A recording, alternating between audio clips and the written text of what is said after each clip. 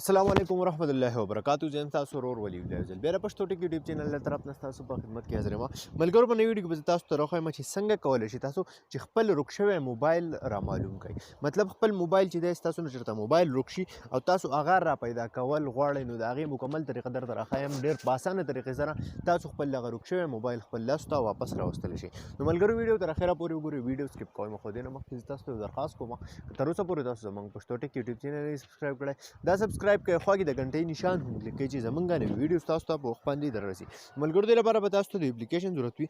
دغه اپلیکیشن لینک چې دی هغه موږ تاسو ته په ډسکرپشن کې راغلی دی. ټیک ده، تاسو به سمپلی دغه اپلیکیشن خپل موبایل ته انسټال کړئ. کله چې انسټال کړئ دا به تاسو نه دلته کې یو لاګین غواړي.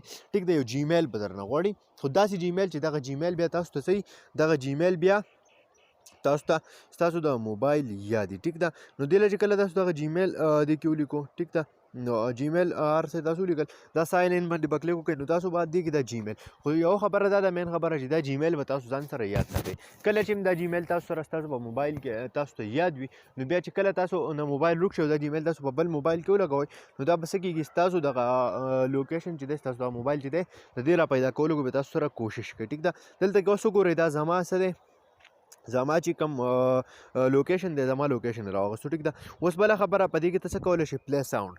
کله چې به پلی ساوند باندې کلیک وکړې، نو دا به څه کېږي، دغه ساوند به پلی کېږي، ستا موبایل به تا ته پته لګي چې زما موبایل چېرته کې دی. دغه شانتې ته دا ډیوایس چې دی دا ته سیکور کولی هم شي، خو ټولو نه ښه اسانه طریقه څه ده چې ته خپل لوکیشن چې دی، خپل له موبایل لوکیشن، خپل له موبایل ځای پرې معلوم کړي او خپل موبایل واپس را پیدا کړي، ورک شوی موبایل.